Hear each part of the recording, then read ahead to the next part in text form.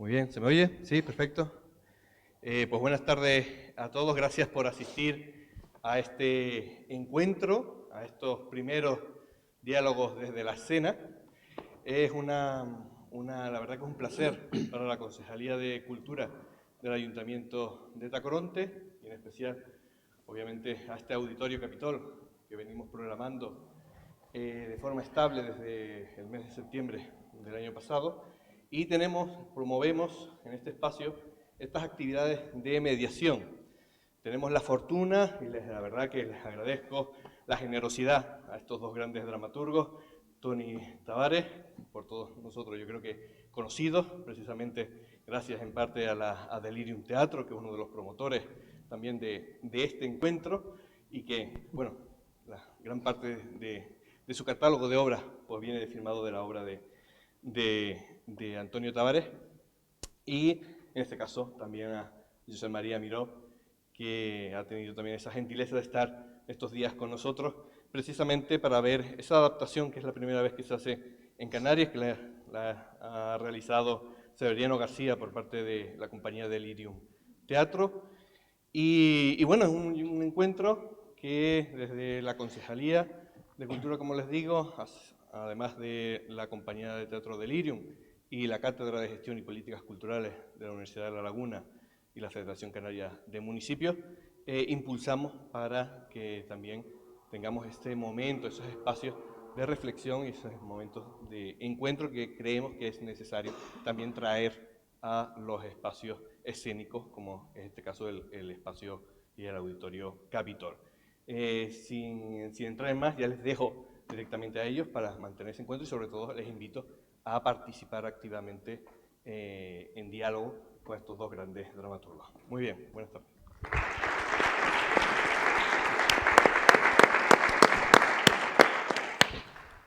Habrá que empezar.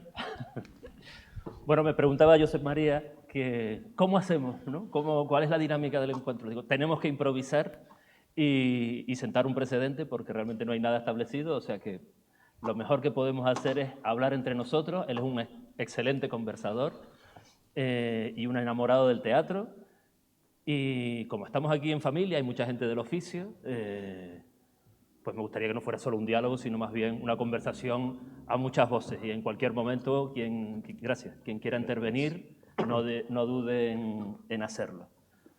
Ahora soy yo quien da las gracias por la invitación. Josep María es la primera vez que viene a Tenerife y yo creo que eso se merece un aplauso por este. Si ustedes ponen en Google el principio de Arquímedes cartel, verán como, no sé, hoy comentaba en televisión que puede haber unos 50 montajes de esta obra en el mundo, ¿no? que se hayan hecho en el mundo, ¿no? Que Delirium apueste por este texto dice mucho de Delirium, dice mucho también para nosotros, visto desde nuestro punto de vista, dice mucho del texto.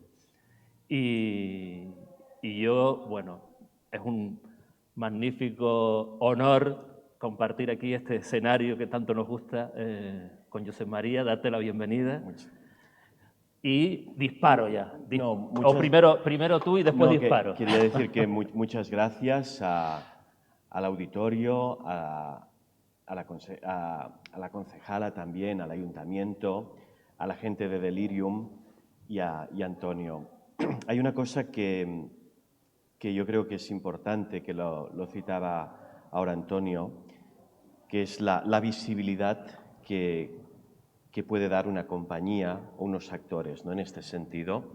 Yo esta mañana paseaba por el Ángel Guimarà, que es una figura que nos lo sentimos muy nuestro porque desarrolla toda su obra en Cataluña, es uno de los grandes clásicos.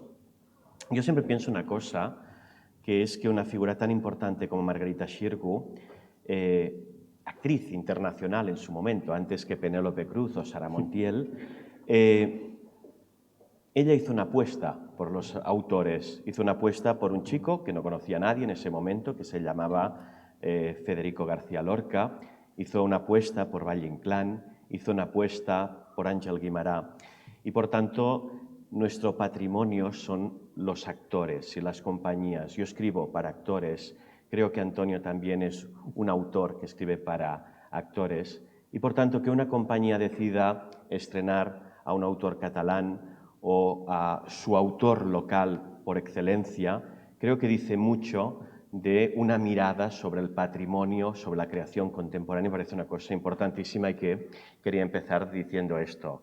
Diciendo aparte que tenéis un autor enorme, que lo tengo aquí al lado, que ahora lo puedo contar porque él seguramente le daría vergüenza, pero cuando el otro día se anunció lo del conversatorio, yo recibí un montón de mensajes, decir, ay, qué bueno que te encuentres con Antonio Tavares, y todos me destacaban la calidad de su teatro y la calidad humana, que para mí son dos cosas que son imprescindibles. Me manda un mensaje enseguida María Chachanowil, que es nuestra traductora griega y persona maravillosa.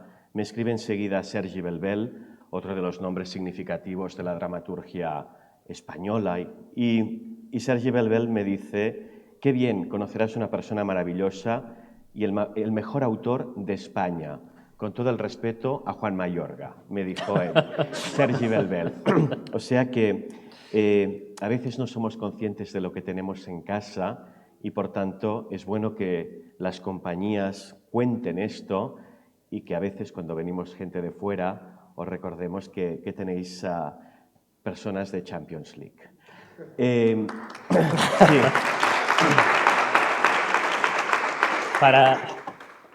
Para que no haya ninguna confusión, la obra que se estrena mañana es de él. Gracias.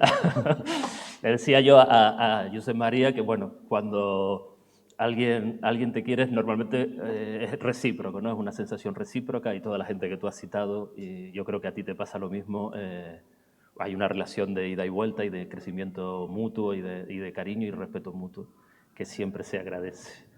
Hay una cosa que el otro día, yo la disparo un poco para empezar el juego.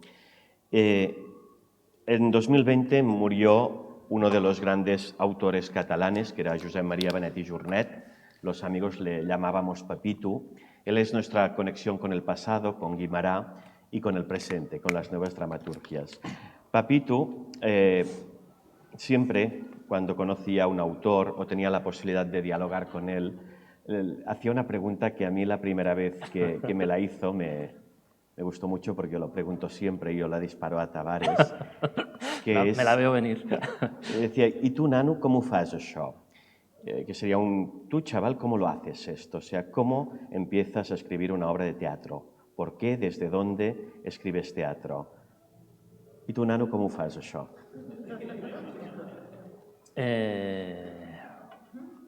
Se supone que esa pregunta te la tenía que hacer yo a ti. Bueno, ¿cómo hago? Vale, le respondo con la condición de que a continuación la respondas tú. Tú comentabas que piensas mucho en los actores cuando te planteas una obra, ¿no? Que escribes sobre todo para actores. Yo creo que en ese sentido vamos un poco en la misma línea.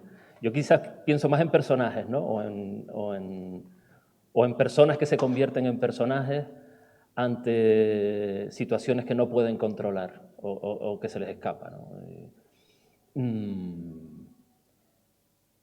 Y a partir de ahí coincido contigo. Luego lo que es la fábula, lo que pasa, los acontecimientos pueden ir en un sentido o en otro, tienen menos peso que lo que es en sí cómo se enfrenta un hombre, una mujer al destino, ¿no? Al destino que le viene dado. Y a partir de ahí, pues supongo que cada historia tiene su manera de ser escrita, ¿no? Pide una estructura distinta, pide un planteamiento distinto, pide una forma de escribir distinta, ¿no? No soy capaz de hacerlo en catalán. ¿Y cómo lo haces tú? Yo es una cosa que en los últimos años me dedico también, pero puntualmente a la docencia, porque no quiero que lo académico ocupe mi espacio, sino que lo que me gusta es la creación. pero es curioso porque la docencia me ha permitido pensarme como escribo, teorizar sobre mí mismo, ¿no? Y hay alguna cosa que, por ejemplo, cuando haces cursos, hay un perfil de profesores que dicen, tú empieza a escribir y ya surtirá, ya saldrá esto. A mí no puedo empezar a escribir y ya saldrá. Yo necesito una organización interna en este sentido. Lo primero que necesito saber es de qué quiero hablar. Después de saber esto, plantear una anécdota, una trama. Cuando tengo la anécdota y la trama, luego necesito saber cuál será la arquitectura, cuál será el engranaje teatral, la estructura para contar eso. Y a partir de aquí empiezo a escribir. No empecé a escribir nunca nada sin saber dónde iba, dónde empieza A y dónde es B. Luego no quiere decir que como cuando uno se va de viaje dice salgo de la laguna y me voy al Teide y que de golpe se te accidenta el coche o coges una carretera secundaria, conoces a alguien que es un papel pequeño y se hace muy grande, puede pasar todo. Pero yo necesito todo esto. Por ejemplo, en el caso de Arquímedes, que es la obra que estrenamos mañana, y no haré ningún spoiler porque sé que la estrenamos mañana, yo tenía muchas ganas de hablar sobre el concepto de la deriva de un mundo donde la corrección política empezaba a tener una cierta incidencia en los parámetros socioafectivos educacionales, ¿no? Y yo venía de una experiencia que se llama Gangbang, no que hiciera un gangbang, sino que hice una obra que se llamaba Gangbang, que aparte hubo una movida interna importante porque hubo un ataque de unos legionarios de Cristo, una cierta polémica. Yo creo que Arquímedes es fruto de esa obra. Yo creo que no hay ninguna obra en que no la conecte directamente con todas las capas y máscaras con mi propia biografía, ¿no? Y de golpe, quiero hablar de esto, pero claro, como tema es teórico. Y de golpe, digo, tengo que buscar un espacio donde desde fuera se necesite controlar un espacio educacional. Niños, una clase no, una piscina, en que el cuerpo a cuerpo es inevitable, en que el contacto y la confianza deben estar y generar un conflicto que es el beso. Y a partir de aquí ya tengo esto. Luego, la estructura, los que vengáis mañana veréis que es una estructura cronológicamente desordenada. Es la misma forma en que recibimos las noticias. Yo soy ex periodista. Ex en catalán es como una onomatopeya de asco, por cierto. X es ex novio, novia, ex trabajador, pero ex ECS es una onomatopeya de... yo soy ex periodista. Con todo el cariño de los periodistas. La estructura de Arquímedes responde a cómo recibimos las informaciones, normalmente en la clave de sucesos de las noticias. Nos llega desordenada, de golpe, a medida que la vas ordenando, tomas un punto de vista y una opinión. Y por tanto, es una obra en que la capacidad de cada espectador de ordenar el relato le hará tener una recepción concreta. Y a partir de aquí, a jugar, ¿no? O sea, que había esto. Y en un momento como este, que te van a estrenar mañana, vas a ver una vez más la función, que además la has dirigido tú, si no me equivoco, varias veces, que se ha representado en todo el mundo y que has visto, pues no sé cuántos montajes, pero la has visto muchísimas veces, una obra que escribiste hace 12 años, si no me equivoco, sí, aproximadamente.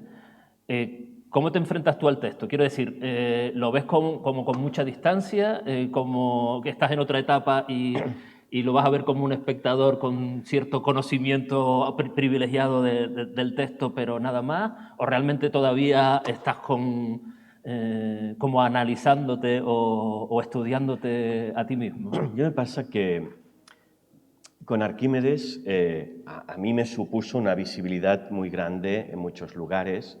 Yo hago broma y digo que gracias a Arquímedes he viajado por un montón de lugares del mundo y he visto los chicos más guapos en Speedo. Dicho esto, yo ya no entro a valorar en este sentido el texto, porque el texto está escrito.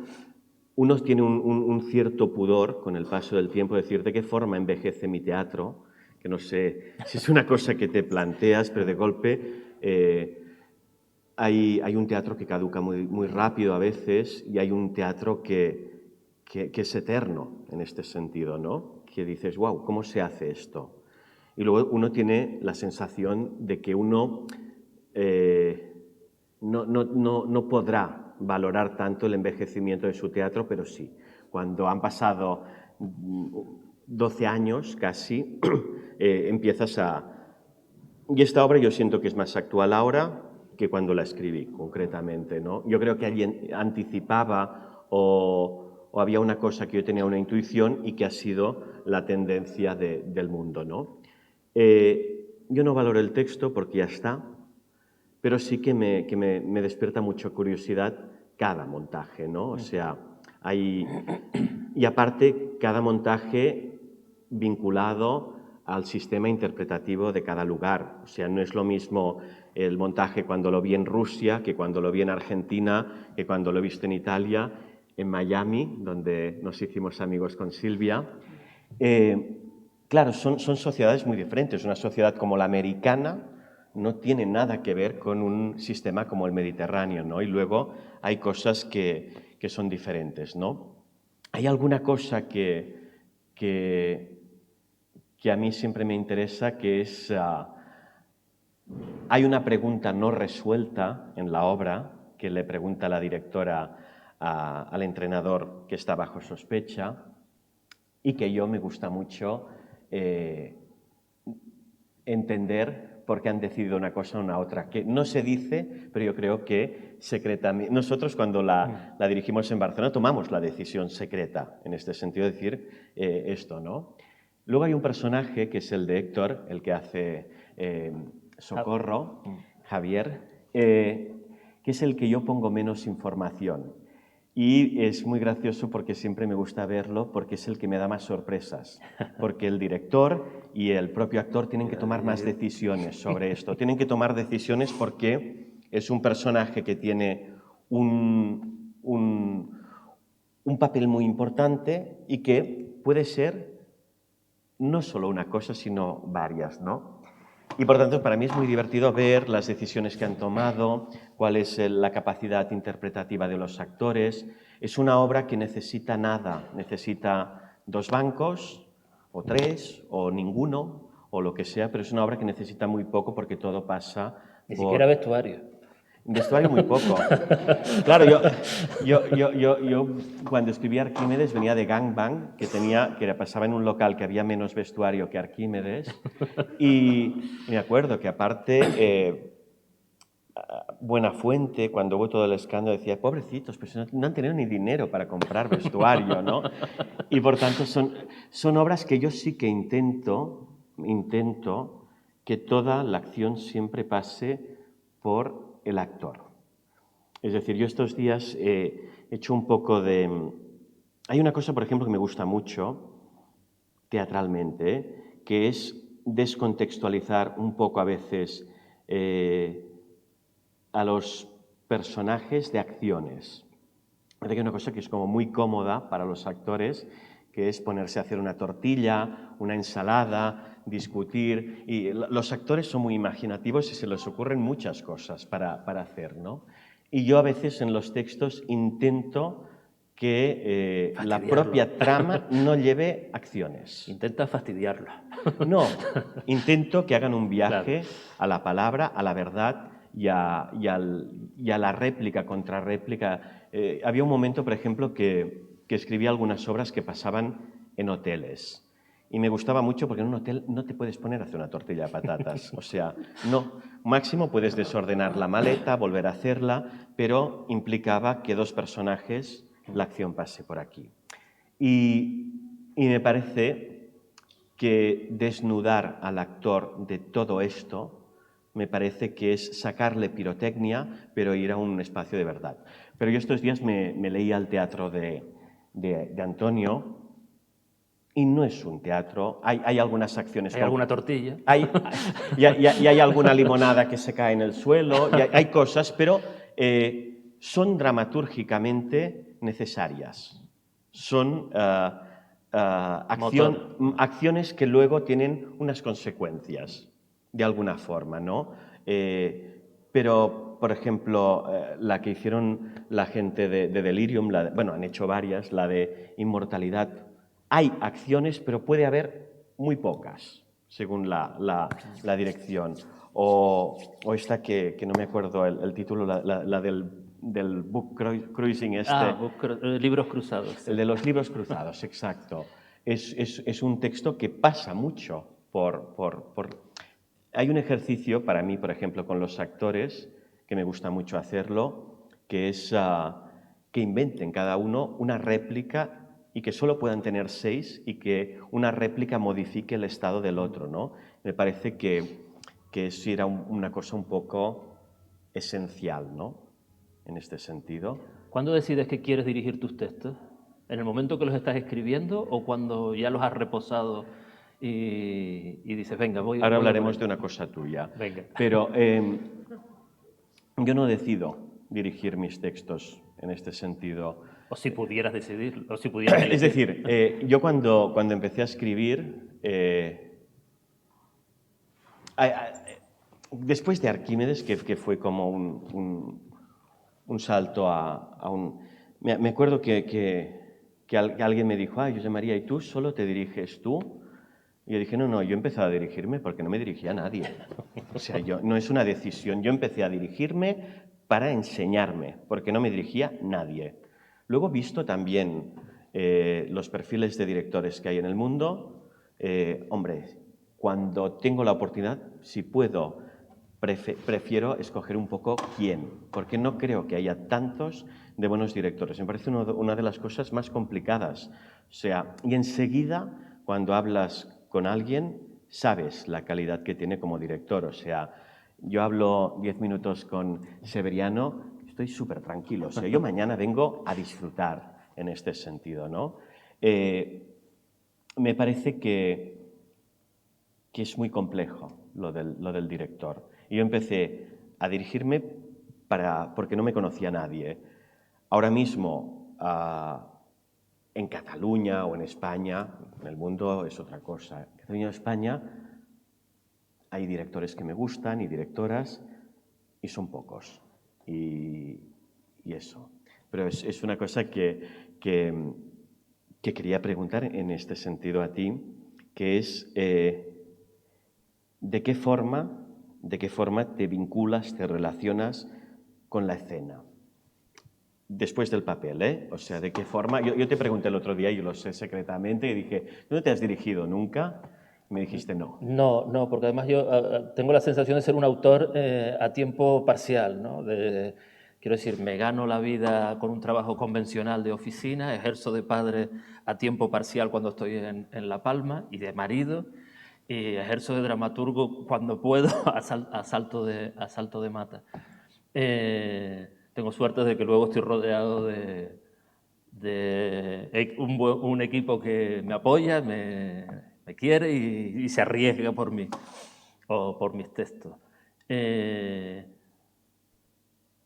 Plantearme dirigir, cosa que descarto en un futuro cercano y a medio plazo, y si cambio de opinión le permito a Sebe que me dé un golpe, entre otras cosas porque mi manera de vida actual no me lo permitiría. Y bueno, y eso podría subir Sebe aquí a la piscina, la peripecia que supone poner en pie un texto en Canarias es un esfuerzo que, vamos, ellos llevan 37 años haciéndolo, no sé ni cómo, pero requiere un esfuerzo bueno, yo ahora mismo me vería incapaz. Y me parece que también yo me planteo, a mí lo que me gusta de la escritura teatral es que es un arte siendo un género literario solitario, pues como cualquier otro, el de sentarte en tu mesa y con tu ordenador, luego es un arte colectivo, ¿no? Tu texto es un punto de partida, mucha gente lo enriquece, los actores, los directores, la iluminación, o sea, todo el equipo va a favor de ese texto, ¿no? Y a mí eso me parece muy bonito, ¿no? Porque además es como un género de escritura que se parece mucho a la vida, ¿no? Que no...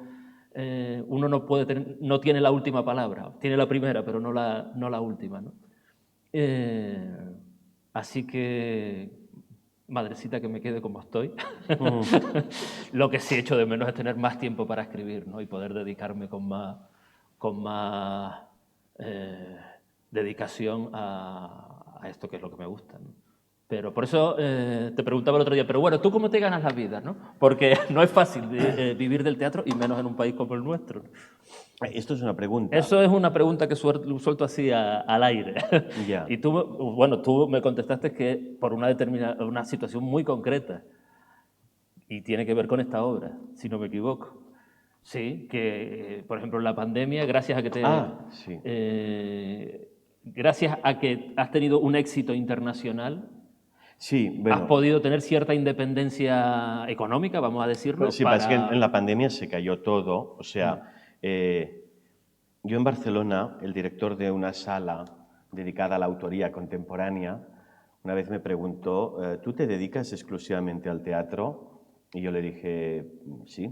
Y me dijo, tiene mérito lo tuyo. Cuando te lo dice el director de una sala dedicada a la dramaturgia contemporánea, os da varias pistas, porque aparte la mayoría de escritores hacen tele, hacen clases. Yo doy clases. Lo que pasa es que realmente lo de las clases es casi un chiste. O sea, que es un poco... Las clases de manera ocasional. Muy ocasional. Lo hago un trimestre al año y os aseguro que no voy a reivindicar hoy el mal pago universitario de esto.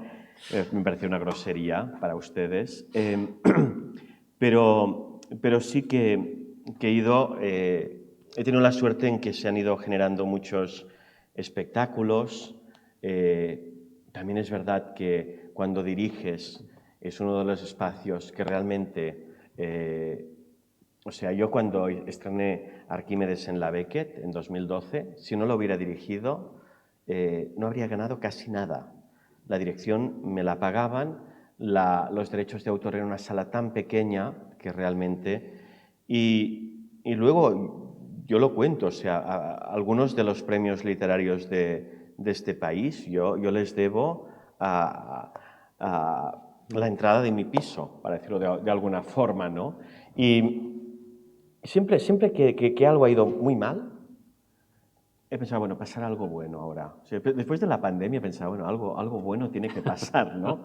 Y luego tengo que decir que fue un año terrible, porque realmente... Y luego pasaron un montón de cosas. Y yo es un sistema de vida en que me he relajado y es así. Es el que he escogido. Y no me puedo quejar. No me puedo quejar en este sentido. Pero dedicarse al teatro es un oficio de resistencia, siempre. Y luego uno decide a qué quiere dedicar la vida. O sea, hay una cuestión que es a qué dedicas tu tiempo libre, que decía el cantante, pero decidir realmente a qué quieres entregar tu esfuerzo, tu talento o lo que sea. Y yo he decidido que es esto, con un determinado tipo de teatro, y sobre todo es curioso porque cuando he hecho obras sin pensar en el público, sin pensar en si funcionará o no, ha sido cuando les han pasado cosas mejores. O sea, yo cuando escribí Arquímedes no era un encargo. Yo encargos en la vida me han hecho muy pocos.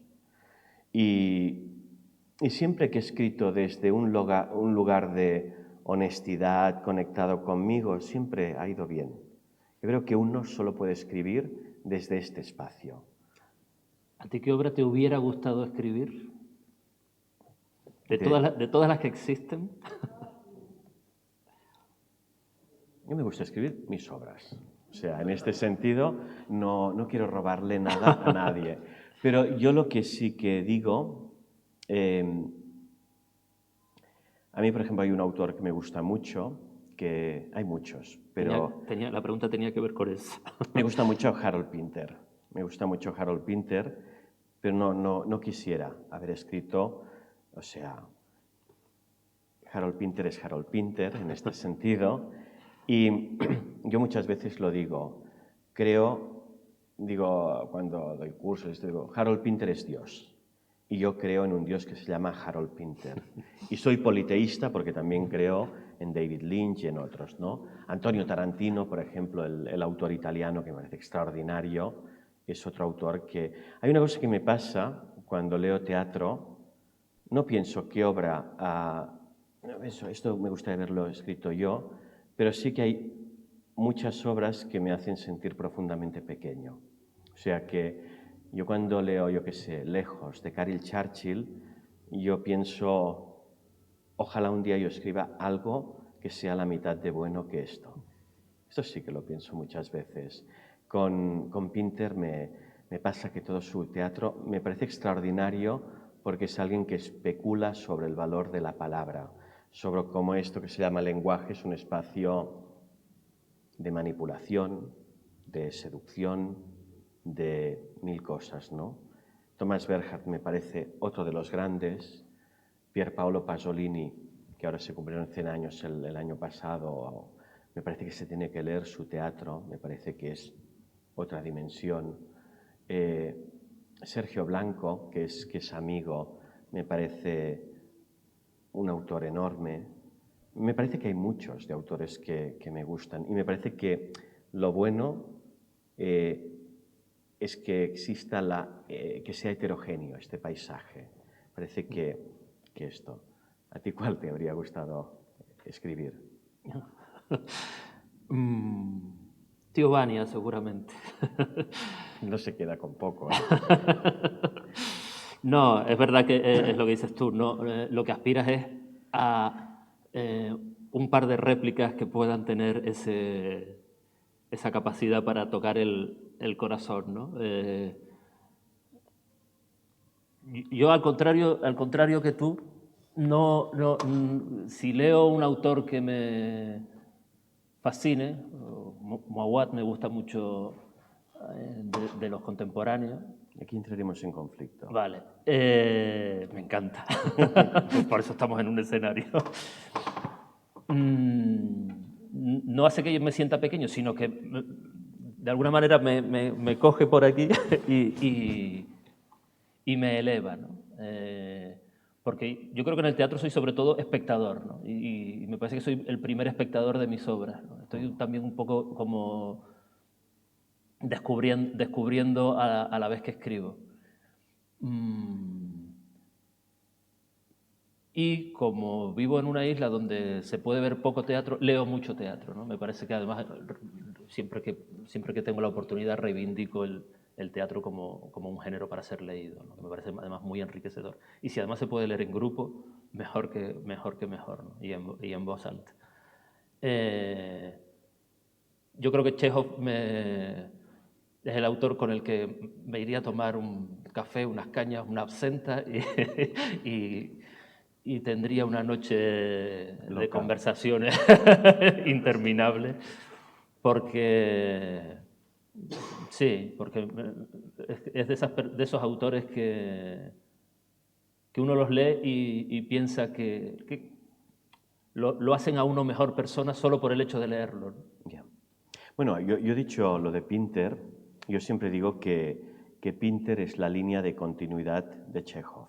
Para mí hay una cadena genética, yo creo mucho en las cadenas genéticas en este sentido, y me parece que hay una cadena que va de Chekhov a Beckett, de Beckett a Pinter. Parece que no, pero me parece que es una misma evolución de lo mismo. Me parece que Pinter no existe sin esos referentes. De hecho, Pinter le gustaba mucho a Beckett, se fueron con una noche loca de estas y se emborracharon juntos hay una historia en un Citroën, y no sé qué historia, muy graciosa. Un Citroën, pero un coche de época. Pero creo mucho en las líneas genéticas en este sentido. Me parece que hay una cosa, esta mañana lo pensaba mucho, el otro día lo comentaba con él, me gustaría un poco saber tu árbol genealógico aquí en este sentido, y me explico. Me parece que yo, por ejemplo, ahora tengo un momento, le contaba el otro día que cenamos juntos, que estoy en un momento de una escritura hiperesencialista y absolutamente centrarlo todo en la palabra como acción teatral. El texto del cuerpo más bonito que se habrá encontrado nunca en este lugar, que es un título larguísimo, que es el del Premio Nacional, es un texto que lo puede hacer un hombre, que lo puede hacer una mujer, que da igual la edad, porque es un personaje que va entrando en uno, en otro, es como una especie de Rashomon, y aparte requiere que el actor sea como una especie de medium, ¿no? Que entra y va evolucionando, todo parte de la muerte de un joven de 17 años. Y es curioso porque yo no he decidido las puestas en escena. Se estrenó el año pasado en Cataluña, se ha hecho en Uruguay, este año será en Grecia, ya han comprado derechos en, no sé si es en México, hay varios sitios, ¿no? Y todos sienten, mira que tiene que ser algo muy minimalista porque es muy fuerte el texto y que todo pasa por la palabra, ¿no? Y yo estoy en este momento. Y de golpe me he empezado, o sea, en los últimos años, leyendo algunos de los clásicos catalanes en este sentido, he sentido que tenía que tener un compromiso con mi lengua. Y cuando digo con mi lengua, estoy hablando del catalán, en este sentido. Y de golpe el cuerpo ya empieza a buscar la lengua de mis padres. Y el que he escrito después es exactamente una cosa en que toda la acción pasa por buscar un lenguaje que tiene una teatralidad propia. Me parece que hay una cosa imprescindible para un director, para un actor, para un escritor, que es entender cuál es la musicalidad de su lengua. Y me parece que cuando entiende la musculación interna de su lengua, eso es una herramienta básica para trabajar. Pongo un ejemplo que son los argentinos. Los argentinos, ellos tienen muy claro, yo les digo siempre, ¿os pensáis que sois, que vuestra tradición es española? Y no, vuestra tradición es italiana. La música es italiana, es la música de la comedia del arte, es la música y la lengua es la española. Y de golpe hay cosas que teatralmente un actor catalán se accidentaría haciéndolo. Y un argentino dices, lo ha hecho, me ha metido este gol, o sea, ¿cómo me mete este gol? Porque sabe profundamente cómo suena su teatro. El italiano lo sabe, el francés lo sabe. El catalán tenemos un problema, porque hemos tenido 40 años de ruptura con nuestra tradición. Y en cambio, en España, yo cuando veo teatro clásico del siglo de oro, flipo, digo, qué bien que saben decir el verso, porque ellos saben cuál es la música del verso. Puede parecer que a 2023 ya no escribimos en verso, pero sí que la herramienta es nuestra lengua. Y por tanto, Sarah Kane sabe la música, cuando con Psicosis sabe la música interna que tiene eso. Pinter especula otra vez sobre el lenguaje. Coltés especula otra vez con el lenguaje. Lorca especula con el lenguaje, no solo con la musicalidad, sino con el género, con la naturaleza no realista de todo eso. Yo estoy allí y es encontrarme con el cuerpo o con los textos que están viniendo ahora, con mi tierra, cómo suena, y qué teatralidad tiene esto. Y parece una cosa muy tonta la que dijo, pero es muy compleja para hacer este viaje, y uno tiene que conectarse con su patrimonio en este sentido. Me parece que todos los artistas que admiro han tenido la capacidad de conectarse con su patrimonio. Es mucho más fácil de ver con un pintor. O sea, cuando uno ve a Miró, el bueno, Joan Miró, sabe que Miró está conectado con el románico. Tú miras o miras Picasso y dices, hay una conexión. Es decir, si os vais un día con un libro de Picasso a ver arte medieval en el Manac veréis que Picasso pinta románico. Hace un viaje al románico en este sentido, ¿no? Va a una cosa primaria. Miró incluso, busca una cosa casi que hay alguna pintura que son pinturas rupestres, en este sentido, ¿no? Me parece que conectan con su tradición y son capaces de visualizarla, renovarla, y me parece que es interesante en que uno sepa cuál es su línea genética, de dónde viene. No me digan que no es un placer oírlo hablar.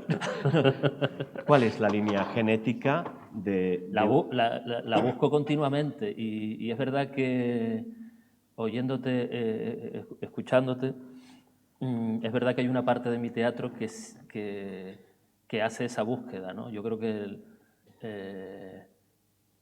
quizá la obra más evidente de todas es Proyecto Fausto, que ese texto tú creo que no lo conoces, que además parte de un hecho real y de un proceso de...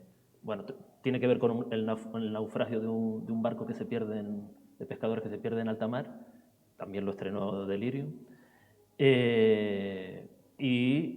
Para escribirlo, digamos que hice un proceso de investigación periodística casi, entrevistándome con los familiares, con una de las viudas, con todos sus hijos, con otros pescadores que los conocieron. Y yo era consciente de que, no era una obra de teatro documento, pero era consciente que a la hora de intentar reflejar aquella historia, el lenguaje no era el mismo que el de mis otras obras, ¿no? Había un lenguaje que estaba muy enraizado, además con una zona muy concreta de La Palma, que es el pueblo de Tazacorte, que tiene además un habla muy determinada. Y bueno, no sé si Delirium coincide, pero yo creo que ese texto tiene una musicalidad que se enmarca en esa tradición que tú dices, ¿no? De que viene no del románico, pero sí que viene de una tradición de pescadores rural, porque nosotros tampoco tenemos una historia milenaria, pero sí centenaria, ¿no? Y yo creo que en ese texto, para mí supuso un cambio de paradigma en el sentido de no hacer una obra en el que el lenguaje cobraba muchísimo peso, o el cuidado del lenguaje, ¿no? Y no de un lenguaje académico, sino precisamente eso, muy enraizado por supuesto, con poetizado hasta cierto punto, ¿no? Pero partiendo de esa base. Ahora diré una cosa aquí para estresar un poco al equipo de Arquímedes. No, porque los ves muy relajados. Están muy relajados, sí, y deben estarlo. Pero con esto del lenguaje, que para mí digo que es clave, hay alguna cosa, por ejemplo, yo que doy clases, en que siento mucho que los alumnos jóvenes escriben trama y escriben situación, pero no se conectan directamente con la lengua a veces, ¿no? Yo les digo que la lengua, por muy cotidiana que sea, puede... O sea, no es yo te puedo decir Antonio, ¿me puedes pasar la botella? Y te puedo decir, Antonio, pásame la botella. El motor es el mismo, pero un imperativo o un condicional cambia todo. Hay cosas musicales el otro día hablábamos de teorías que yo te contaba de el sonido de las palabras, de tonificar una vocal u otra, que realmente tiene una acción diferente. Cuando uno escribe a veces piensa, este personaje ha dicho lo que quiero que diga, pero no suena bien. Eso quiere decir, y de golpe dices, esta es la frase. Y a veces, yo por ejemplo, con una cosa estuve allí como obsesionada porque decía, no puedo terminar esta obra, necesita que se muscule de otra forma y que la frase tenga alguna cosa que no tiene, ¿no? Cuando doy clases con chavales jóvenes les pongo ejemplos un poco pop a veces. Les digo, mira, esto que aquí me escribís cualquier cosa sin pensar en una palabra o en otra, yo creo que cuando uno escribe un texto en que sea teatro de texto, no de situación, no debe haber ninguna palabra que sea intercambiable por otra. Tiene que ser, sí, es verdad, decir, las decisiones... Creo que es difícil. Digo. Sí, son muy concretas y luego no puede haber paja. Nada, fuera, fuera, fuera, todo eso que no aporte una cosa precisa en la acción. Yo les digo, chicos, esto os pasa a veces que salís un sábado, conocéis a alguien y os da el número de teléfono. Ya sé que ahora yo ya soy de otra generación porque todo funciona diferente, ¿no? Y te da el teléfono y mandas el primer mensaje y pones no sé qué, un abrazo. No, borras abrazo y pones un beso. Y luego borras un beso y pones un emoticono. Y dices, voy a poner un emoticono dando un beso, pero decido si es un beso con corazón o sin corazón. Por tanto, si hacemos este proceso, sabemos que una opción de lenguaje, que poner un abrazo o un beso, tiene unas consecuencias en el otro, muy concretas. Y si estamos corrigiendo para, si no pongo esto, se abrirá una posibilidad o no, soy consciente internamente que el lenguaje es cualquier cosa menos átono. Y por tanto, me parece que todas estas decisiones son interesantísimas. Y escribir teatro desde este lugar, me parece, en Arquímedes, y tú lo sabes esto, que te lo conté, no se estresarán nada con esto. Me acuerdo una vez que alguien me dijo, el texto es muy prolijo y todas se nota que está muy pensado y es muy cotidiano, pero hemos encontrado un error. Y yo digo, ya. Me dijeron, un error digo, sí, ya lo sé, hay un anacoluto que está en la escena tal y lo dice el personaje tal. Digo, es un error que aparte está puesto expresamente y que yo he pedido a las traducciones y todo esto, en general, alguna igual se me ha olvidado o se me ha pasado por alto, pero es un error que lo hemos puesto en todas partes porque abre si alguien sabe leerlo desde el lugar que lo coloco, entenderá un poco más una cuestión interna de construcción de personaje. Y por eso les digo a los alumnos, si escribís mal, que sea una opción estética, no porque no sepáis más. O sea, si escribís mal, que sea una opción estética. Antes hablaba de Antonio Tarantino. Antonio Tarantino tiene un texto que no sé cómo se traduciría en castellano, que es... catalán la traducción era Nits de la Beata Verge, Vespres de la Beata Verge. Y es un texto que empieza con un sistema de lenguaje tan coloquial, lleno de errores, y que el texto va evolucionando a un sistema de lenguaje tan sofisticado, tan perfecto, que aparte cuando más sofisticado es, más te alejas en este sentido, pero pasa del argot más al argot a un lenguaje realmente muy... Yo a veces lo pongo como ejercicio. Haced un monólogo donde un personaje empieza con un nivel de lenguaje y acaba en otro, de 1 a 10, y que el lenguaje le cambia y también le cambia su arco de acción. Pero bueno, pues estos señores deben pensar que somos muy aburridos igual. Pueden preguntar cosas. Sí, eso iba a decir, o sea venga, que igual nosotros nos ponemos aquí a divagar demasiado. Venga, ¿quién rompe el hielo? Venga, Sebe. Quiero preguntarte, Josep, ¿cómo, cuándo y por qué decidiste ponerle a la obra El principio de Arquímedes? Mira, ahora verás aquí un ejemplo de sinceridad absoluta. Yo tengo 2 o 3 personas muy cercanas que admiro, que quiero y que valoro. A mí no todas las opiniones las tengo en cuenta igual, ¿eh? O sea que, pero cuando, lo digo en el sentido de que cuando hay gente que hace multienviamiento, y yo cuando acabo tengo 2 o 3 personas que para mí es capital saber qué piensan y cómo lo leen.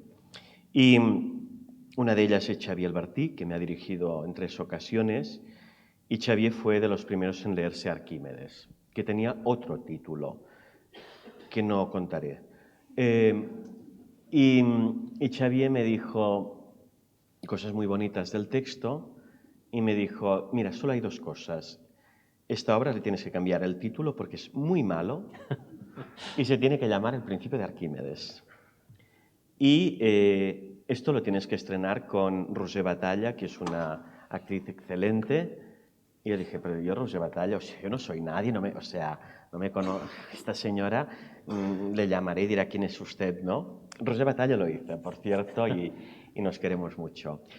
Y el título, le di la razón a Xavier en este sentido, era muy mal título, muy mal título.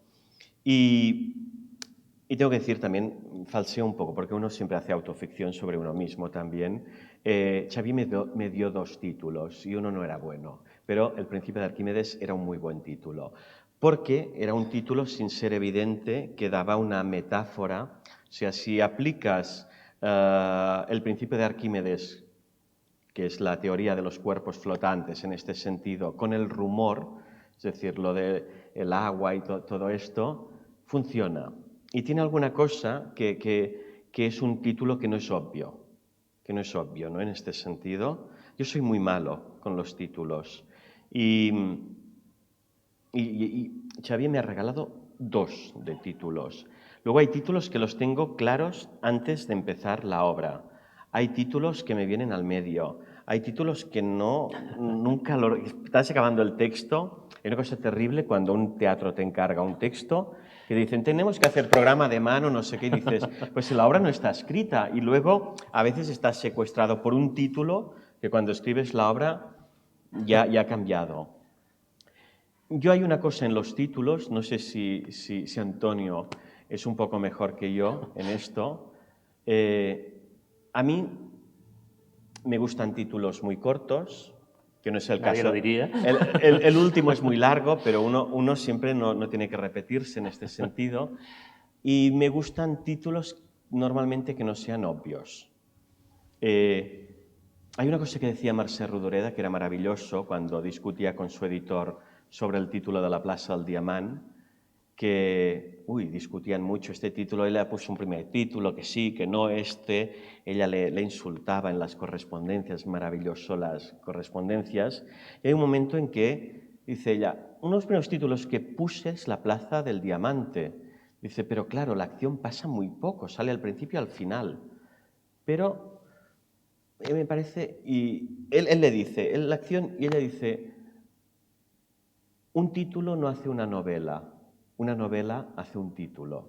Me parece que es muy bonito y esto con algunas obras lo he hecho, algún título en que al final de la obra entiendes el sentido del título. A veces incluso alguna palabra que no sea obvia. Y hay un amigo mío que es Abel, que hacemos mucha broma de los títulos, porque decimos que, yo le digo, yo aún no tengo ninguno de estos y algún día lo tendré que hacer. Digo, me parece que no eres autor si no tienes una obra con geografía, con título de geografía. Y luego, o sea, autores que admiro y que me maravillan. El de geografías, de títulos de geografías del mundo, desde Dakota hasta Ushuaia, hasta no sé qué, hay montones, ¿no? Pero luego a mí, por ejemplo, me gusta un autor como Sergio Blanco que le pone Kiev a una obra que pasa en Montevideo. O sea, me parece que si hiciera una obra que se llamara Madrid, el último lugar donde pasaría sería en Madrid. Cuando Lluís Cunillé, por ejemplo, tiene Islandia, que pasa en Nueva York. Curiosamente, la primera escena es en Islandia y luego es en Nueva York, ¿no? Me parece que es un espacio como de especulación y de juego. Y a veces hay títulos que sabes que son equivocados. Equivocados, por ejemplo, Tiempo Salvaje, que el título me gusta. En su momento yo tenía otro título en la cabeza, pero era un texto de encargo para la Sala Grande del Teatro Nacional y me parecía que el título podía expulsar a una parte del público que podían pensar que la obra era otra. Es decir, en Tiempo Salvaje es una población educada, tranquila, en que hay inmigración muy cerca y de golpe aparece 9 pintadas con una frase que los pone a todos en alerta y empiezan a pasar cosas. En las pintadas pone, volveremos para violar a vuestras mujeres. Una frase que es el motor del arranque de la obra. Yo inicialmente pensé que el título era Volveremos para violar a vuestras mujeres. Luego sentí que no era un título que invitara a un espectador a ir a la sala grande. Igual se pensarían que era otra cosa que la obra no era, en este sentido. Me parecía que era un título que podía ser equivocado, en este sentido. Y Tiempo salvaje creo que tiene la esencia de la obra. Aparte, a mí estos títulos, no es Tiempos salvajes, es tiempo. Y la primera réplica de la obra es una réplica de cuánto hace que no llueve. Por tanto, no sabes si el tiempo salvaje es cronológico o meteorológico. A mí estos títulos que pueden ser A y B me encantan. Hablaremos de la primera réplica, por cierto. A ver cómo piensas tú la primera réplica. Yo he cambiado con algunas cosas, pero hubo una época en El cuerpo cambia en que todas las réplicas de las obras empezaban con una pregunta. El principio de Arquímedes empieza por ¿estás seguro de ello? ¿Estás seguro de ello? Que lo dice él. ¿Estás seguro de ello? Nerium Park, ¿qué miras? Humo, tienes fuego, la travesía, ¿está bien? Olvidémonos de ser turistas, empieza con 300 preguntas, un diálogo de 300 preguntas. Y un amigo mío decía que una obra que empieza con una pregunta, tienes toda la obra para responderla. ¿Estás seguro de ello? Es la primera pregunta del principio de Arquímedes. Tienes toda la obra, o sea, es la pregunta. ¿Estás seguro de ello? Es la pregunta que tira toda la obra, en este sentido. ¿Cómo planteas el arranque de una obra? Es curioso porque rara vez empiezo una obra por el principio. Siempre la empiezo a mitad y luego voy haciendo una especie de puzzle. Soy incapaz de hacer el ejercicio que acabas de hacer tú, de decir cómo empieza cada una, cuál es la primera réplica de cada una de tus obras. Bueno, tendría que pensarla. O en todo caso, modifico la pregunta. ¿Desde qué lugar planteas que tiene que empezar una obra? ¿Cómo tiene que arrancar una obra?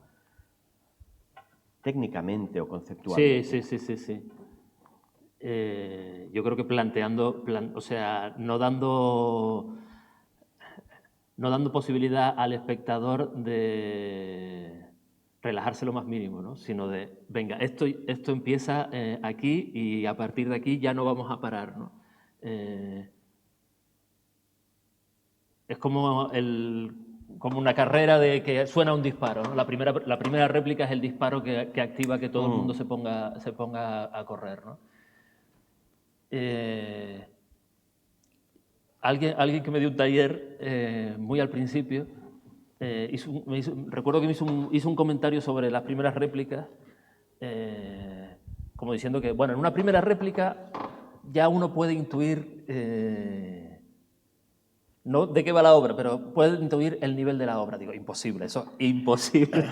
Y luego hice la comprobación. ¿Quién era este profesor? Alonso de Santos. Vamos a ir a su casa. Vamos a ir a su casa y a pincharle las ruedas. Digo, no, eso no puede ser. Y me fui a Beckett, me fui a Esperando a Godot. Digo, es imposible que esto es la primera réplica. ¿Cuál es la primera réplica de Esperando a Godot?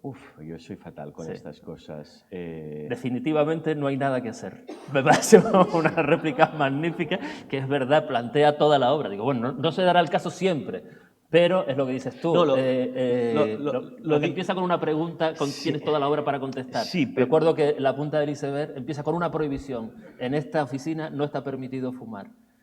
Y un poco la obra va de eso, ¿no? De qué se permite, qué no se permite.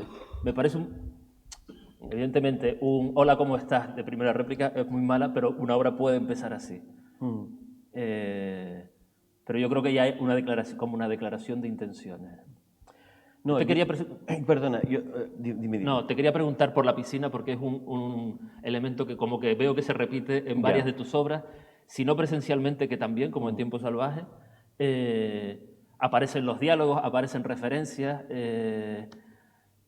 Nerium Park es casi otro, y en esta obra es casi un personaje más, la piscina, ¿no? No sé si tú le das un valor por algo determinado o porque te parece un entorno que permite poner a los personajes desnudos físicamente y psicológicamente. Voy un momento a tu profesor, porque necesito decirlo.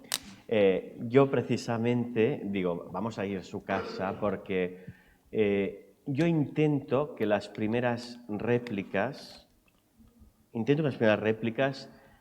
haya algo siempre en que el espectador no sepa precisamente de qué va la obra. O sea, que vaya un poco, o sea, en Arquímedes es esto de estar seguro de lo que te decía antes. Primero, tú un mes con los caballitos y yo con los... O sea, dices, ¿de qué están hablando estos chicos? Parece que lo que me aburre más a mí es empezar una obra y que entienda enseguida la situación y que sea situación. Me parece que lo que me divierte es que las primeras réplicas diga, ¿de qué coño va esta obra? O sea, que en las primeras réplicas hay algo de una cierta extrañeza para que el espectador diga, tengo que estar atento, porque si no, o sea, aquí hay alguna cosa que si no se me escapará algo, de tener el espectador en alerta. El tema de las piscinas, que salen, Arquímedes sale piscina, sale en Nerium Park, sale en Umbrío, sale en Tiempo Salvaje, sale en El cuerpo más bonito, porque el chico salta las vallas, se tira a la piscina, de la piscina sube por la pared, de la pared sube por el balcón y allí se acuesta con hombres, mujeres, tíos, abuelos, abuelas, con todos. Y es este ángel exterminador de esta obra. A mí me parece que una cosa es interesante es instalar signos escénicos. A mí me encanta, o sea, hay más, por ejemplo, hay varias obras donde hay un personaje que se cita, pero que está muerto siempre y que siempre tiene el mismo nombre. O sea, hay un personaje, cuando ves ese nombre dices La Palma. Este no seguirá mucho. Seguramente, habría un... No, esto no debo decir. Lo de las piscinas, me lo preguntó uno de los actores que hizo Arquímedes en Argentina. Me dijo, José María, ¿qué te pasa a ti con las piscinas? Y yo le dije, es el espacio que he sentido más deseo y más miedo. Y me dijo, ahí está, pues ya me lo contestas todo. Y sí que es verdad que es un espacio que en todas las obras está vinculado, también va mutando en las obras, pero hay alguna cosa en que siempre la construcción tiene que ver con el miedo y con el deseo. Con Arquímedes se puede sumar las dos cosas, el miedo y el deseo. También en Arquímedes tiene esta cosa de que la piscina es un espacio aséptico, que es un espacio que es el espacio protagonista, y tiene mucho que ver con este espacio. O sea, cuando yo la estrené en 2012, de las cosas que no pude hacer y me dio rabia, yo le pedí a mi escenógrafo que quería que la escenografía oliera a cloro, que el público entrara y notara olor de cloro, ¿no? Y lo hicimos, y cuando lo hicimos era tan fuerte que se me mareaba el público si lo hubiera hecho. Y cuando rebajábamos un poco no se notaba nada, y por tanto había dos cosas que yo creo que tenía como decir, ay, me hubiera gustado una cosa en sonido y otra cosa en esto. En la atmósfera. Sí, que me hubiera gustado. ¿Más preguntas? Y perdón, acabo. La piscina de Tiempo Salvaje o de Nerium Park ya tiene que ver con otra cosa, que es esta cosa del ser humano de capturar la naturaleza, de meter el agua en un rectángulo dentro de sus casas, que esto aparte es azul porque refleja el cielo. Y hay una cosa en Tiempo Salvaje, en Nerium Park, de este hombre ambicioso que busca un espacio, que luego no lo utiliza, que es un espacio que lo tiene allí secuestrado. Está esto. Y yo es un espacio, el de las urbanizaciones, que aparece. El otro día estamos con una... o sea, no está lloviendo en Cataluña, bueno, en muchos sitios, tenemos un problema grandísimo.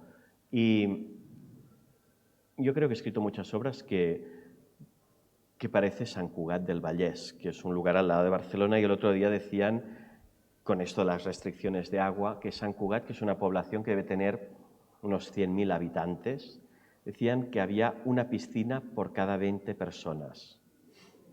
Imaginaros, o sea, no es un dato para sentirse satisfecho. Aparte que tienen un campo de golf enorme, o sea, señores, entre cada 20 personas tienen una piscina.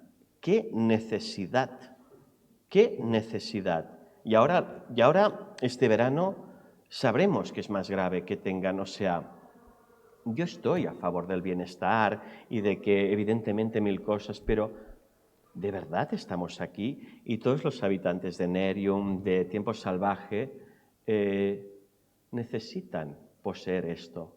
¿Por qué necesitan poseer esto y luego no la utilizan encima? Y mueren en ellas algunos. Algunos. A ver.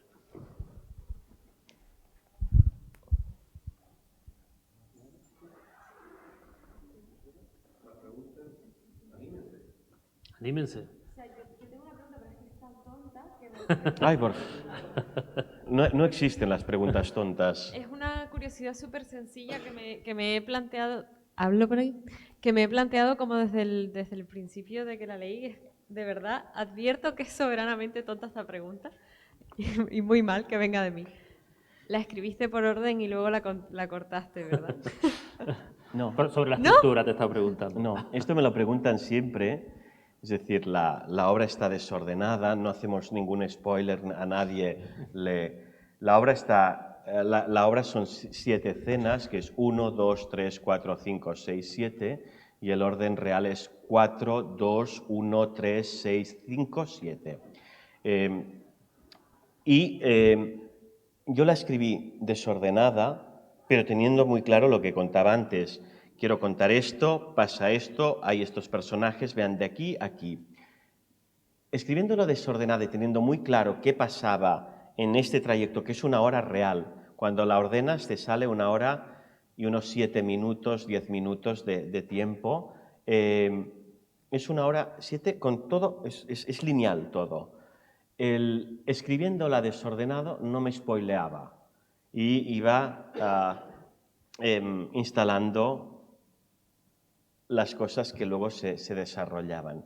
Sí que había una cosa importante en la estructura, que yo creo mucho en las estructuras, y hablamos el otro día con Antonio. De hecho, leyendo su teatro, me doy cuenta que él formalmente, él tiene una cosa, no lo digo en negativo, porque yo lo soy en este sentido, y no lo digo en negativo tampoco a mí, yo soy formalista, aunque intento que lo que me parece preocupante es cuando el formalismo se te come, que la forma por la forma.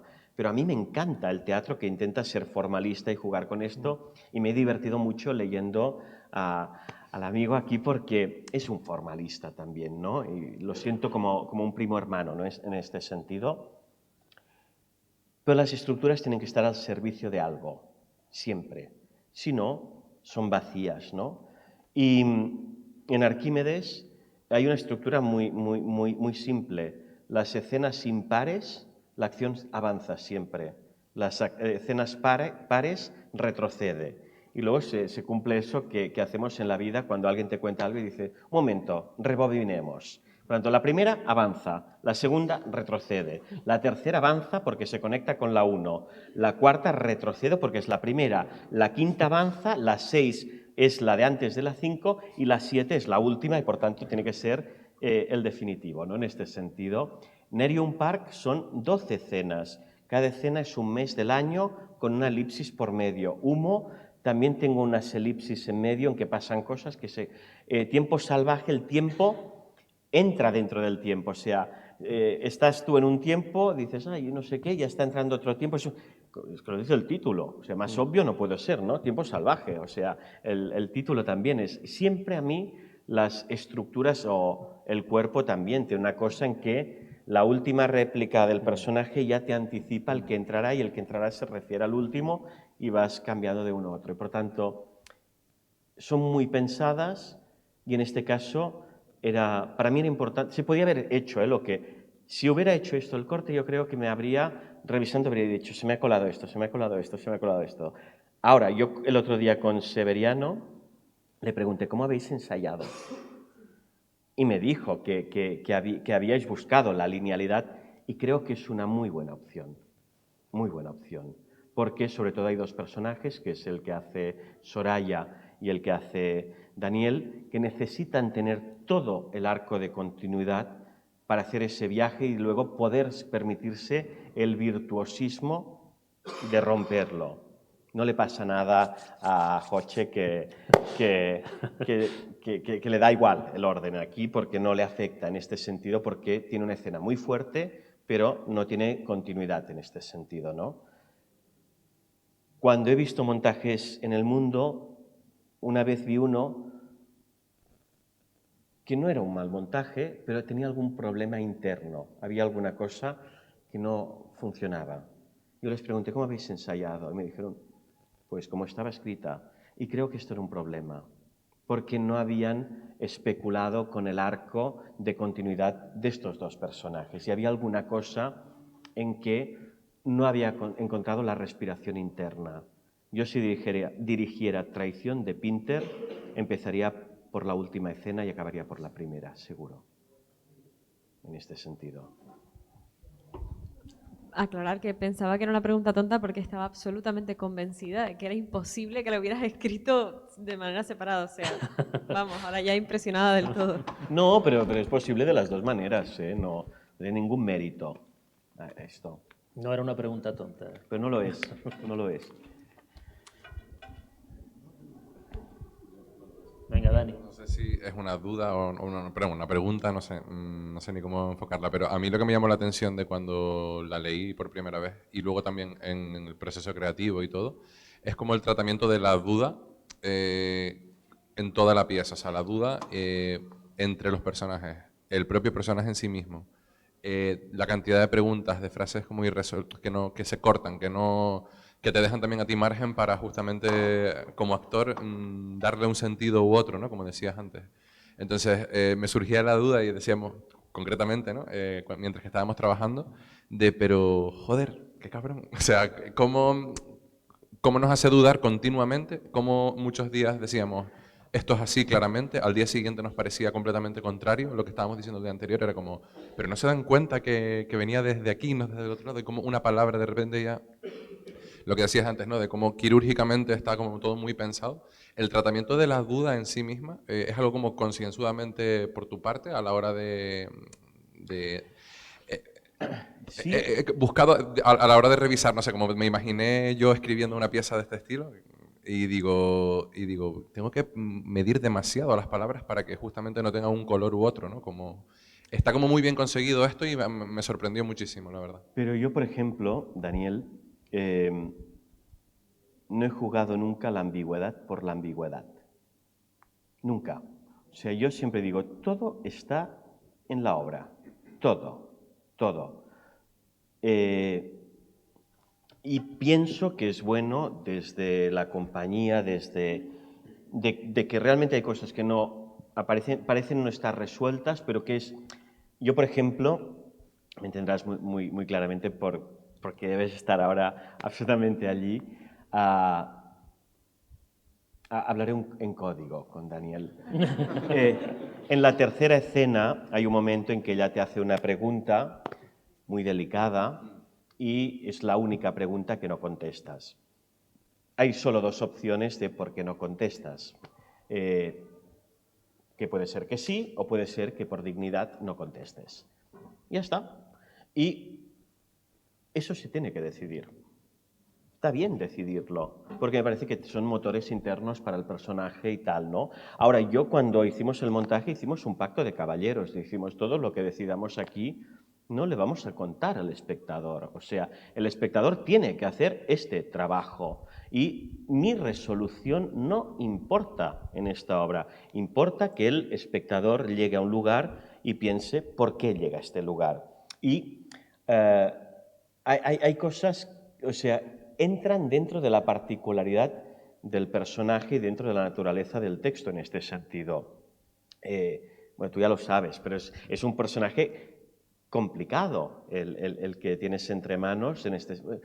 Son los cuatro, para mí los cuatro tienen sus cosas, ¿no? En este sentido, pero hay alguna cosa en que a mí este personaje que instala... Este personaje hay alguna cosa en que lo quieres y hay momentos que no te gusta. Y esto es interesante. Y precisamente la segunda escena es una escena que puede caer antipático.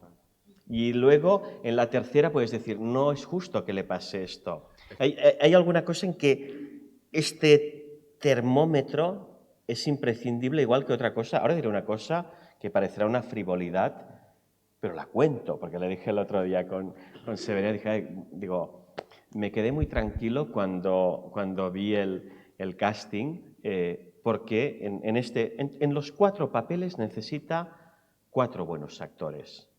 Digo, en el caso del personaje de Daniel tiene que ser un actor guapo. Y luego vi una foto de Daniel, digo, bueno, han tenido muy buen gusto y nos han puesto... Porque la belleza es importante en ese personaje, porque es un elemento que lo empodera, es un elemento que lo hace muy atractivo y todo lo que tiene de bueno se le convierte en un problema. El ser bello, el ser espontáneo, el ser canalla, el ser todo esto, me parece que la belleza y el misterio es clave para la construcción de este personaje. Gracias. Y luego que justo lo decía porque como actor tienes que tomar, obviamente junto con Sebe hemos tomado todas esas decisiones y hemos despejado esas dudas para nosotros, ¿no? Y en esa última etapa que hemos tenido estas últimas semanas de ensayos con público y tal, ha sido verdaderamente un regalo y una sorpresa de ver la reacción dispar que habla más de ellos que de nosotros, ¿no? Que es decir, como esas dudas las están, como tienen esa necesidad. Mira, Daniel, te cuento una cosa muy clara. Es una anécdota que cuento muchas veces que me pasó en México. La obra se estrenó en un teatro que se llama Julio Castillo y tiene 3 salas.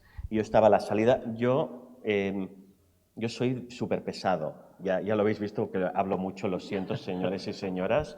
Pero yo soy de los que cuando una función, yo voy a las 30 funciones y las voy a ver todas allí, o sea, que me gusta ver cómo evoluciona. Cuando lo he ensayado yo, no. Por ejemplo, en Tiempo Salvaje, que era tan grande la sala del Nacional, yo iba y los actores ni se enteraban. Y yo tenía una apuesta con un actor, porque había un momento en que tira una pelota de básquet y la otra le dice, buena puntería. Y el actor me dijo, ¿por qué me haces esto? Y yo le dije, si haces 15 canastas de las 30, te pago una cena. Si son, o sea, y él, cada noche yo le mandaba un mensajito que ponía la pelota y dentro o fuera. Y me decía, ¿quién tienes de chivato? Y era yo que iba a ver cada función. Yo voy a ver las funciones. Y en México estuve 3 días y fui a ver no solo el estreno, sino que vendré el sábado. Fui a ver las otras 2 funciones. Y estaba esperando en la salida de artistas a los actores que salieran y se me acerca una señora y me dice, disculpe, ¿usted qué obra ha visto? Y yo digo, yo he visto esta del Principio de Arquímedes. Dice, ay, yo también. Dice, ¿y qué piensas? ¿Inocente o culpable? Y yo digo, mire señora, es que yo no le puedo contestar esto porque yo soy el autor de la obra. Y la señora me agarró con una cierta violencia, que era un plan de, déjeme señora, de esta... Pues tú me lo puedes contestar. Digo, es que esto no le he contestado ni a mi madre. Ni a mi madre, solo, o sea, ¿usted qué piensa? Y la señora me dijo, yo pienso que es culpable. Y yo le dije, ¿y por qué piensa usted que es culpable? No es tan importante mi opinión, sino por qué usted piensa que es culpable. Digo, porque los indicios no son claros. Y me dice, mira, yo tenía un novio que me dijeron que le gustaban las chamaquitas. Y yo pensaba que no, pero yo creo que sí. Y entramos en un capítulo hiperoscuro y yo le dije, usted tiene miedo. Y evidentemente su respuesta está condicionada por su miedo. Y esta obra va de esto, de que de golpe un padre diga, yo confiaría a mis hijos a un entrenador. En que alguien diga, no creo en estas claves afectivas. ¿Por qué no cree en ello?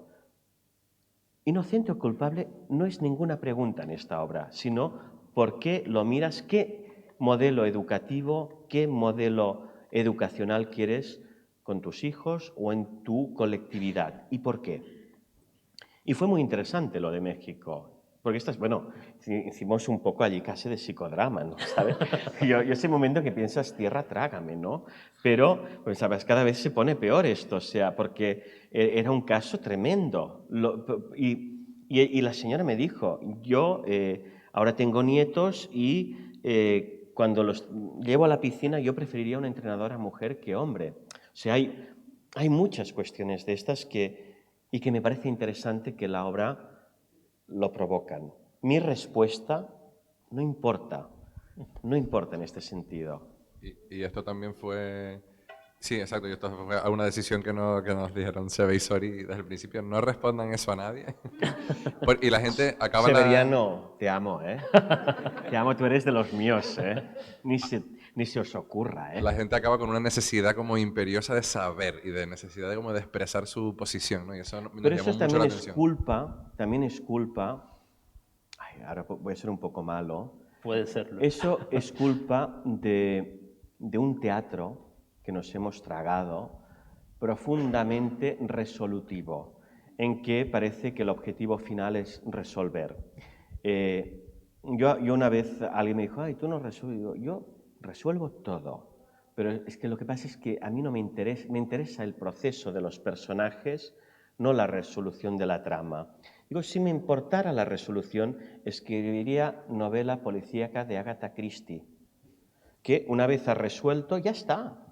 Con todo el respeto, lo que hacía Agatha Christie era muy complicado y muy bueno y lo que sea, pero el objetivo es resolver. Es como cuando has visto una película como El Sexto Sentido, cuando la has visto, no vuelves a mirarla, porque el objetivo ya está cumplido. Y hay películas o obras en que vuelves a visitarlas porque el viaje que te proponen es otro, que no es la resolución, es un viaje hacia otro lugar, creo yo, en este sentido. Ahí hay una pregunta. Y yo no sé. Hola, adiós Conchi. Buenas tardes. Ahora seguramente o me tiras piedras o me aclaras la preocupación que tengo. Estoy convencida de que hay una intencionalidad, ¿no? Pero el personaje femenino, para una mujer que hay, por un lado con tanto carácter y tanta mala uva, y por otro tan vulnerable y tan flojita como mujer, es decir, que no es capaz, desde mi punto de vista, de enfrentarse o de responder o de tener más coraje, ¿no? En algunos casos, cuando están, bueno, tampoco quiero contar cosas, pero cuando le están atacando y al final, con tanto carácter, se queda un poquito, para mí, un poquito floja. Es por hacerte alguna crítica un poquito, o preguntar, ¿qué pasa ahí? Yo estoy absolutamente en desacuerdo con usted, pero le comento. Uno, ¿qué quiere decir ser flojo? En este sentido, ¿no? Yo creo que el personaje de Ana es un personaje fuerte, es un personaje ético. A mí me gusta mucho el concepto de personaje ético y es un personaje que tiene una cuestión que se llama dolor. En el momento en que el dolor entra en su espacio, se derrumba, como cualquiera de nosotros. El anacoluto, que decía yo, que se produce en esta obra, esa frase mal escrita, tiene que ver en un momento en que el dolor entra en el personaje de Ana y hace que el lenguaje se le rompa en ese momento, ¿no? El dolor nos hace frágiles, débiles. ¿Y por qué sentimos que la fragilidad es mala? Yo reivindico ser frágil. Me parece que, y no hablo ya en el personaje de Ana, a mí que los personajes tengan dudas me gusta. Cuando un personaje me enamoro, me encapricho mucho y es muy virtuoso, siempre intento ponerle algún obstáculo para que falle, porque en la vida todos fallamos y le pongo en una situación crítica para que nada sea tan claro. El personaje de Ana le cuesta mucho posicionarse porque tiene un dolor interno que tiene que ver con la capacidad de haber intervenido o no, o haberse dado cuenta. Y esto define este personaje en este sentido. Y digo que reivindico la fragilidad porque creo que he hablado mucho de ella. También he hablado mucho de la masculinidad. O sea, en Nerium Park, y aquí sí que puedo hacer spoiler, la fragilidad, la masculinidad que tiene que demostrar un personaje acaba matándolo, porque se le ha construido como tienes que ser una cosa que luego no es. O en Arquímedes hay una cosa en que el personaje que hace Daniel no se le permite ser tierno, porque es un hombre. Es decir, yo siempre pienso mucho porque coloco un hombre, una mujer. Era importante que Ana fuera una mujer. Y era importante que el personaje de David fuera un hombre. Si en lugar de David ser un hombre, una vez me propusieron un montaje, en lugar de un padre podemos poner una madre, y dije no, porque acabarían amigas. Y se entenderían y lo arreglarían. Y aquí hay un conflicto que la tensión pasa por otro sitio. Me dijeron, ¿Héctor podría ser una chica? No, porque la escena 2 no se podría producir de la forma en que se produce. Daniel besa a un niño. ¿Podría ser besando a una niña? Sí, la obra funcionaría, pero Ana no le haría una pregunta que le hace. Y sabéis cuál es, ¿eh? No le preguntaría, ¿me puedo decir esto? ¿Eres heterosexual? Le diría, escucha, ¿qué te pasa? Y el autor decide poner que besa a un niño muy a conciencia que sea un niño. Con una niña funcionaría, pero el recorrido ya sería otro. Y Ana necesitaba que hubiera el dolor y que no supiera gestionar el dolor. No supiera gestionarlo. Bueno, pues me aclaraste la preocupación, lo contrario de las piedras. Gracias. Pero a mí me encanta estar absolutamente en desacuerdo en la vida. Venga, hacemos una última, que tampoco queremos alargar Sí, esto ¿no? demasiado. Porque queremos cenar, ¿eh? Antes Tony hablaba del tema de leer teatro y de las ediciones y quería preguntarles por sus experiencias en las publicaciones. El teatro no es un género que se publique y tampoco que se lea mucho, entonces, pues bueno, como decía Tony, en Canarias nos vemos muy faltos de teatro en ese sentido y no sé cuál es la experiencia de los dos en publicaciones. Bueno, la de Tony la conozco un poquito más, pero... Yo no la conozco tanto, yo he recibido PDFs, pero quiero saber qué ha publicado este señor, dónde puedo comprar y cuándo le publican un volumen de obra de antología. Y luego hablo. Venga. Te han llegado PDFs porque es la mejor manera. Me han publicado esporádicamente cuando ha habido premios, en el caso de La punta del iceberg o en el caso de Una hora en la vida de Stefan Zweig, era una beca, bueno, lo comentábamos, sí. Era un proyecto del Centro Dramático de Aragón. Primer acto, publicó Proyecto Fausto, y de resto hay muchísimos textos que no se han publicado. Cuarteto para el fin del tiempo también fue un premio, y son ediciones como de las de los premios, muy difíciles de encontrar. Si ya las ediciones de teatro son difíciles de encontrar, las de los premios más difíciles todavía. Y bueno, no sé cuándo llegará ese volumen, no sé cuándo llegará. Tampoco es algo que me quite el sueño hasta el punto de querer autoeditarme, ¿no? Pues, en el momento en que se edite quiero que sea una edición buena y que se pueda distribuir y tenga una buena distribución. Mientras tanto, pues bueno, aquí estamos esperando. Yo voy a contar esto de las publicaciones y como que hay gestores culturales, les voy a tirar aquí una propuesta. Tenéis que publicar. O sea, tenéis que encontrar un espacio en todas las islas, conseguir un poco cuáles son los dramaturgos de la isla. Es decir, hay este señor importante, hay un señor como José Padilla importante, hay fulanito, y tenemos que encontrar una línea de publicación de teatro que igual está bien, digo, por ejemplo, de ir a una editorial importante de teatro de Madrid, como La Uña Rota o como Antígona o como Punto de Vista, y decir, señores, ¿por qué no hacemos una antología de autores canarios para el año tal? Y me parece que estas cosas se tienen que pensar y poner sobre la mesa y ver qué posibilidades hay. Yo, como Antonio, había publicado individualmente, mayoritariamente por premios. Hay una cosa que está muy bien en Cataluña en este sentido, es que el Teatro Nacional, por ejemplo, cuando te estrenaba, acompañaba el estreno con una publicación del libro. Y por tanto, ha habido una línea de publicación importante, ¿no? En los últimos 8 años del Nacional, con la dirección de Albertí, y parecerá que hago la pelota, pero es que, aparte de amigo, hay muchas cosas de la gestión que la comparto. Xavier hizo una propuesta editorial, yo creo, de las más ambiciosas que se han hecho en un teatro público. Y publicaron como unos 300 títulos, que es una brutalidad.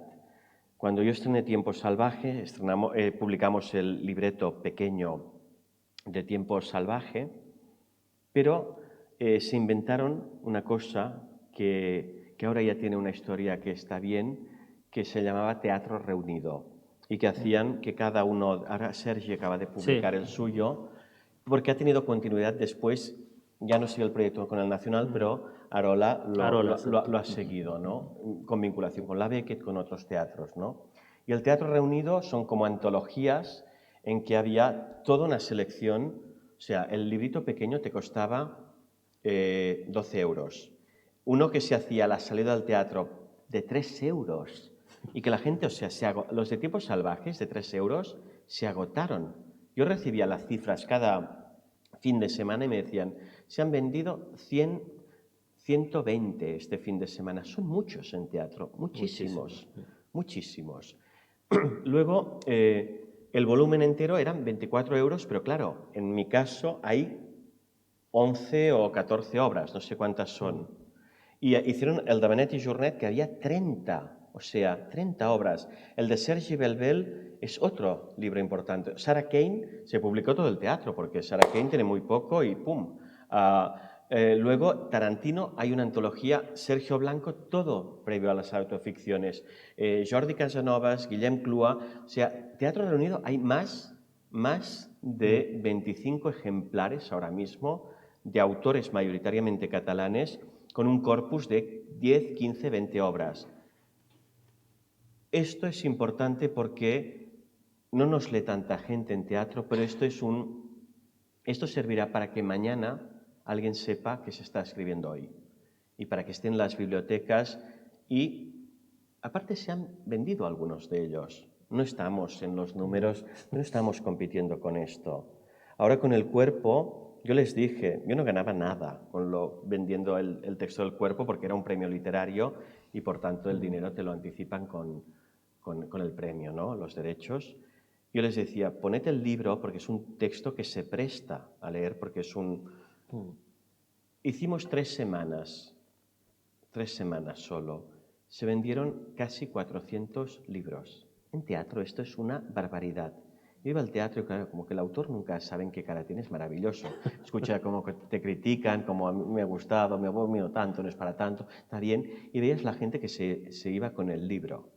A mí me emocionaba ver esto, pero es fruto también de unas políticas. El Nacional generó más de 120 clubs de lectura. ¿Qué quiere decir? Que en las bibliotecas tenían clubs de lectura y lo más normal en un club de lectura es leer todos durante una semana una novela, comentarla, pues ir introduciendo el teatro para ser leído. Y por tanto, se pueden encontrar mecanismos que yo creo que son interesantes. Ahora hay que pensarlos. Y para mí, por ejemplo, los teatros que tienen producción propia y no tienen una línea editorial, mal, en este sentido. O sea, el Nacional ha trabajado mucho en este sentido. La Beckett ha generado una editorial propia y ha trabajado esto. Una sala tan pequeña como la Fleischer, que tiene 50, tiene una publicación tipo fanzine. El Teatro Lliure tenía poco teatro o sea, poco y ha ido a cero. Martel, director del Lliure, ha suspendido en muchas cosas, con el tema editorial también. No puedes tener un teatro y no tener dentro, no hace falta una librería, solo que pongan una cosita de estas con un cristal y que el taquillero o taquillera haga así y tal. Tienes que ofrecer esto al público, tienes que ofrecer, o sea, un teatro para mí no es un espacio solo de exhibición, es un espacio donde se tiene que generar un contexto. Hoy, por ejemplo, esta conversación que hemos tenido Antonio y yo aquí me parece que es muy admirable. Uno, vosotros por el aguante y la paciencia, pero porque generas un contexto alrededor de la obra. Y este tipo de actividades me parece que hacen que el teatro no solo sea la función, sino que haya más cosas. Y está bien generar talleres con un autor y generar conversaciones y generar un espacio de lectura y generar 1000 cosas. De ideas pueden haber muchas, pero es una iniciativa que se tiene que tomar sobre todo desde lo público. Para mí, como entiendo el teatro yo. Josep María, encantado de compartir piscina contigo. Sí. Muchísimas gracias a todos